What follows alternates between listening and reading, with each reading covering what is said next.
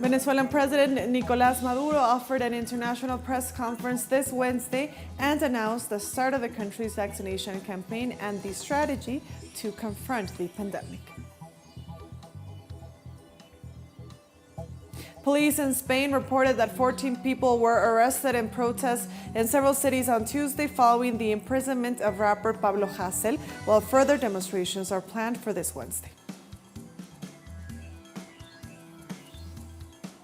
And Japan has launched its COVID-19 vaccination program just 5 months before the Tokyo Olympics.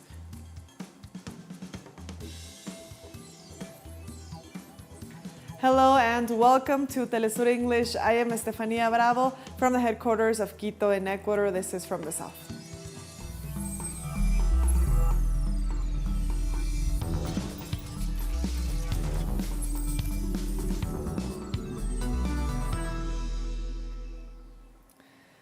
This Wednesday, Venezuelan President Nicolás Maduro offered an international press conference to provide an update on the current situation in regards to the COVID-19 pandemic and the strategies to face it. President Maduro announced that Venezuela will launch its vaccination campaign against COVID-19 this Thursday using the Russian Sputnik V vaccine. In his first stage, health personnel and priority sectors will receive the vaccine, including civil servants, security forces, and lawmakers. Maduro also highlighted the delays in vaccine production and the hoarding of doses by several nations. Taking into account this context, President Maduro informed that his government plans to begin large-scale vaccinations across the country in April. Meanwhile, we approved the Sputnik V vaccine. Tomorrow, on Thursday 18, we're going to start vaccinating all health workers of the country.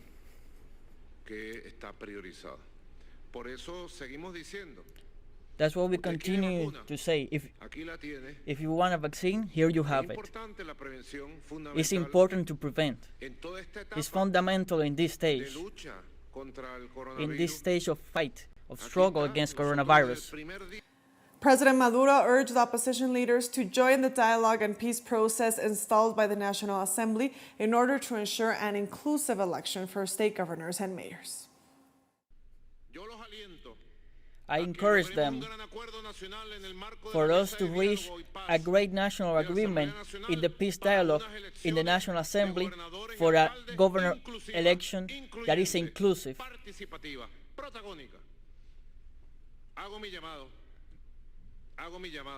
That's what I call for in this press conference, to work to have the best guarantees, electoral guarantees,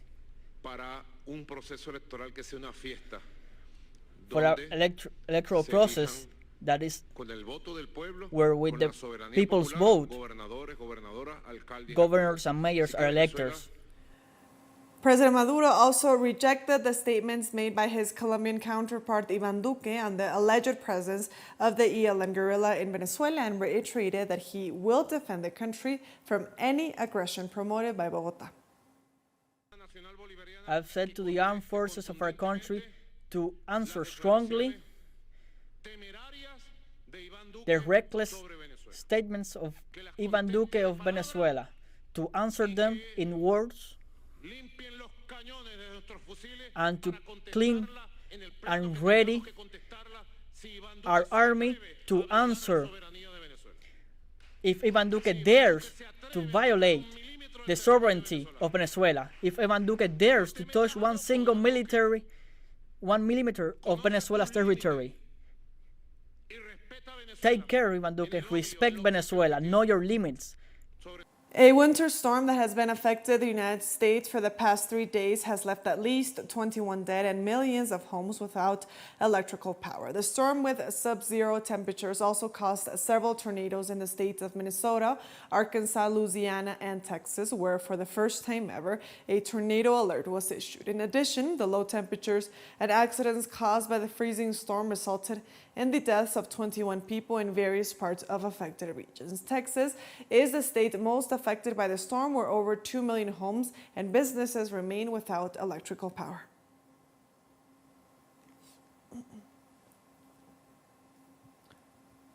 Meanwhile, Texas residents and authorities criticized the state's electric system. Governor Greg Abbott called to investigate the Electric Reliability Council, which controls 90% of Texas's electrical utilities.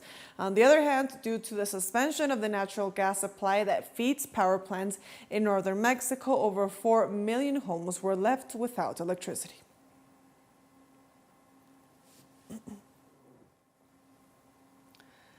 A massive snowstorm hit Syria on Wednesday, causing road closures and the cancellation of student exams. Heavy snowfall blanketed towns and villages across the north of the country. In the capital, Damascus, and other provinces, university students were told their examinations were being postponed due to the severe weather. Other nearby countries, including Lebanon, Egypt, and Libya, have also been affected by the cold front.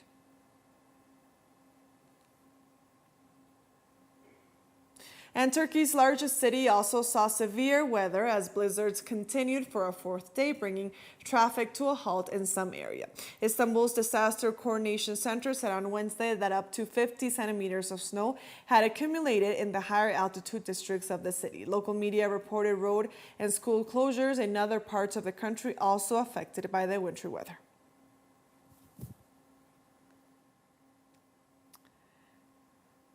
Heavy snow also began falling in the Israeli-occupied city of Jerusalem on Wednesday as a winter storm battered Israel. Experts say the snow could reach about 4 inches, especially in the most uphill neighborhoods. Some schools were closed due to the accumulation of ice on the roads. Authorities closed all of its shores to bathers due to the stormy weather and fear of sewage backing up into the sea. The Israel Electric Corporation said field teams have been reinforced to respond to any outages of service interruptions. The last storm of this type in Israel took place in December 2013, where Jerusalem received as much as 7 inches of snow.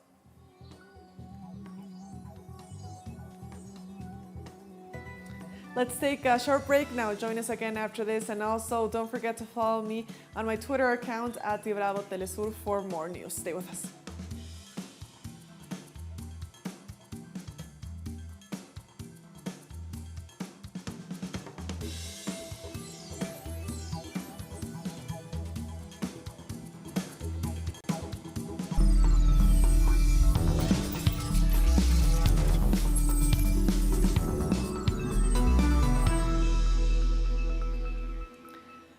Welcome back to From the South. More news now. Protesters in Catalonia's town of Vic vandalized a police station on Tuesday evening after police arrested rapper Pablo Hasél, who was imprisoned earlier in the day for insulting the monarchy and allegedly glorifying terrorism. According to reports, protesters smashed windows and threw objects at police who were outnumbered.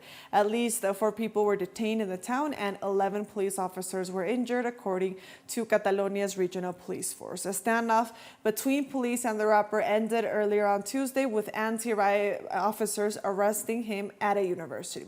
He's set to serve a 9-month sentence. His case has been linked to the government's sudden announcement that it will change a national law that many argue curtails freedom of expression.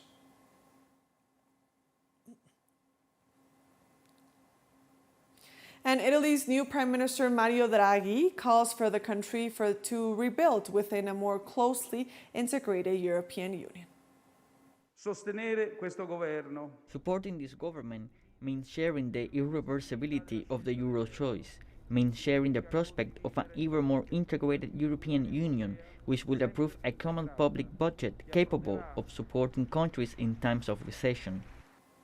Demonstrators in Myanmar gathered in their largest number so far this Wednesday to protest the military takeover of power. UN human rights expert Tom Andrews warned that troops being brought to Yangon and elsewhere could signal the prospect for major violence. Fresh protests were seen in Yangon, the second largest city of Mandalay, and the capital Naypyidaw, in defiance of an order banning of gatherings of 5 or more people. Protesters have adopted a tactic of blocking off streets from security forces by packing vehicles in groups with their hood up and the excuse of having engine trouble. The marches have been organized as part of a civil disobedience movement spearheaded by medical workers and supported by many civil servants.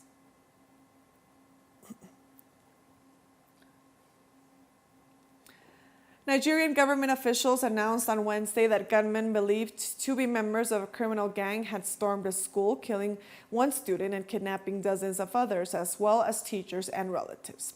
President Muhammadu Buhari ordered the security forces to coordinate a rescue operation. 42 people were seized when gunmen dressed in military uniforms raided the science college in the town of Kagara in Niger State before hauling the kidnapped victims into a nearby forest. Spokesman for the state government, Muhammad Sani Idris, said the kidnappers took 27 students along with 3 teachers and 12 family members. Heavily armed gangs, known locally as bandits in northwest and central Nigeria, have stepped up the attacks in recent years, kidnapping for ransom, raping, and pillaging. Only 2 months ago, more than 300 students were kidnapped from a school in Kankara in nearby Katsina State.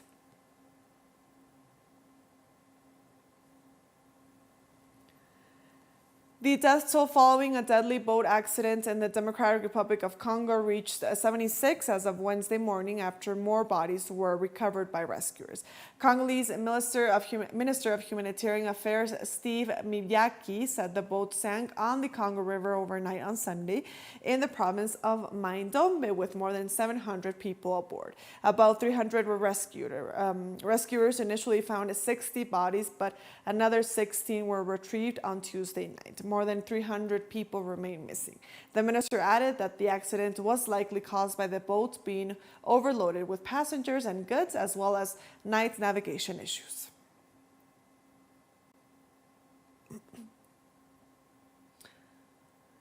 The end of apartheid in South Africa was achieved with the help of neighboring countries. Mozambique, Zambia, and Angola are some of the countries credited with offering refuge for South African freedom fighters. But years later, many citizens of these countries flocked to South Africa to escape poverty. Let's have a look. South Africa has strong historical ties with Mozambique. This became apparent in 1981 when the apartheid government sent forces to kill African National Congress military wing operatives in Matola outside the Mozambican border capital, Maputo. Then President Samora Machel expressed continued support for South African freedom fighters against apartheid. The South African white supremacist government also sponsored the war against Samora Machel's Frelimo party, which sought to establish a socialist state. It's a war that ended in the early 1990s but left many like Thomas Ngoma broken physically and emotionally. He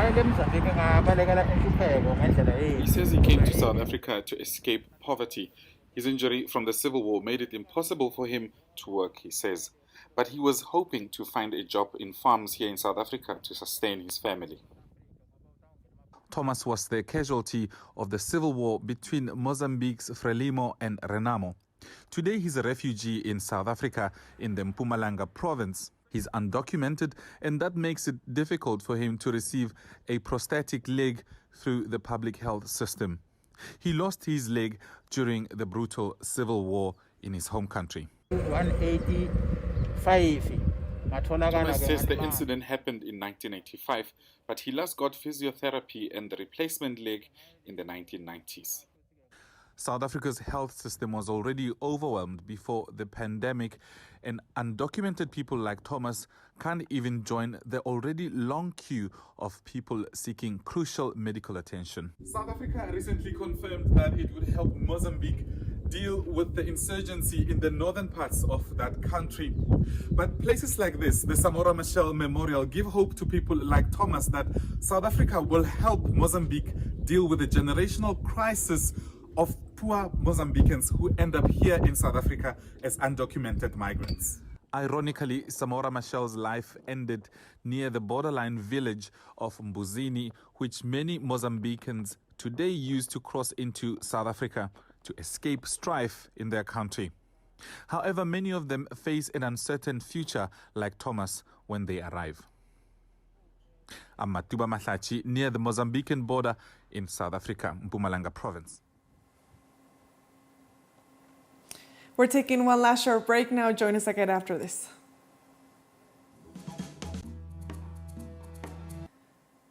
Welcome back to From the South, more news. Now, Japan launched its coronavirus vaccination program on Wednesday, 5 months ahead of the Tokyo Olympics. The country kicked off its inoculation drive at a Tokyo hospital with a plan to initially administer Pfizer-BioNTech shots to 40,000 healthcare workers.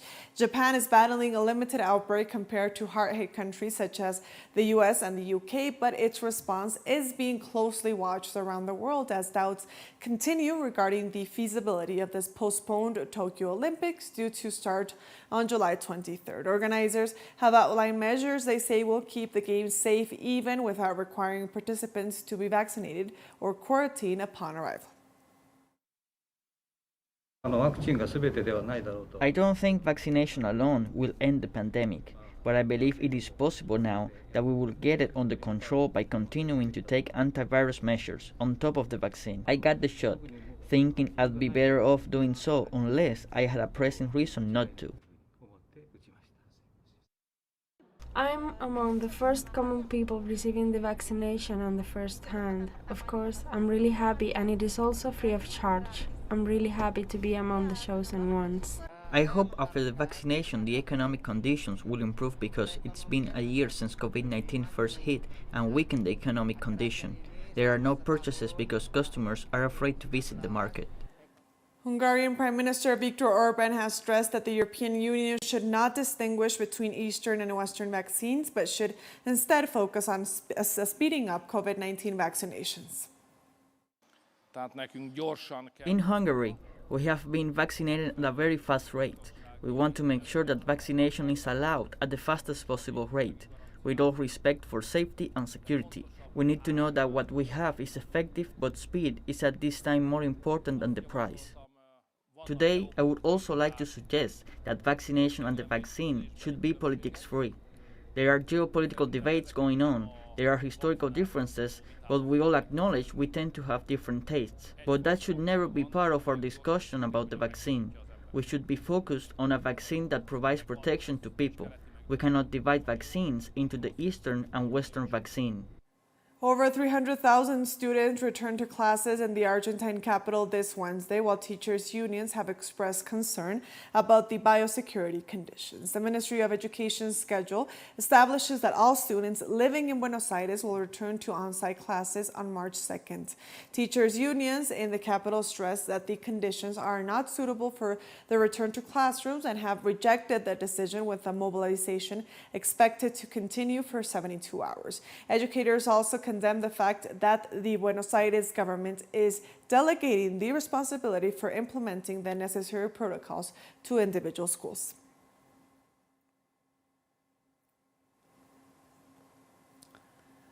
Moving on, 32 provinces of Peru began the second 15 days of confinement due to the growing wave of COVID-19 cases.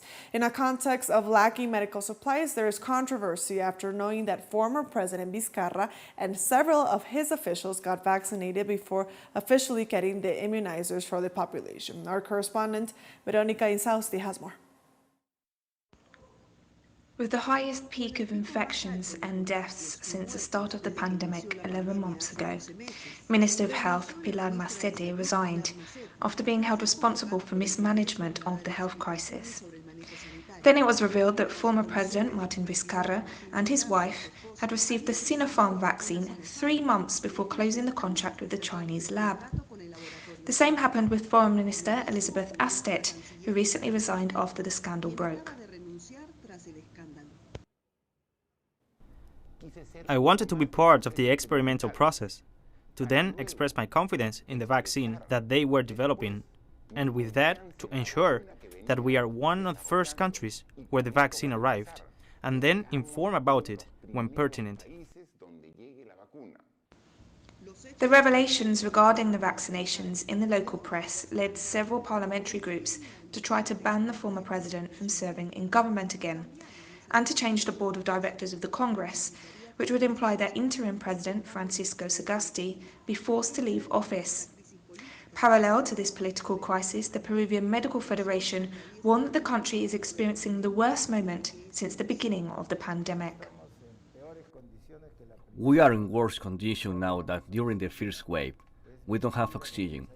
It's a lie what the president has said that he has prepared for the double and we have the triple the former minister has repeated. The same and the truth is that we are as bad as when the first wave. Yesterday, we have 1,038 dead and the highest peak was on August 9 in the first wave with 1,018. On writing this report, there were 14,200 hospitalized COVID-19 patients in the country. 3,000 intensive care beds were needed, but there are just 2,000. People are dying due to lack of hospital infrastructure. Oxygen supplies are insufficient, and more health personnel are needed to tackle the emergency. Facing this situation, the government decided to extend the lockdown for another 15 days in 32 provinces of the country, a measure that is rejected by most independent workers. What we totally reject, the reason why we protest, is to say to the government that we want to work. We cannot last longer without working. We don't want a bonus because the bonus generates debts for the country, for our children, our grandchildren, and their children. We already have thousands to pay in debt.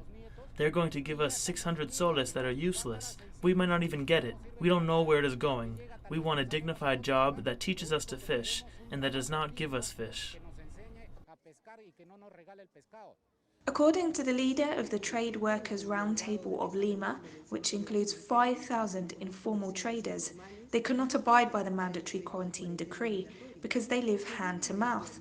And the payment of $160 per family promised by the government for 4.2 million households is not a reality yet, although they have already been confined for 15 days. Verónica Insausti, teleSUR, Peru. And with that story, we've come to the end of today's news brief. You can find these and many other stories on our website at telesurenglish.net.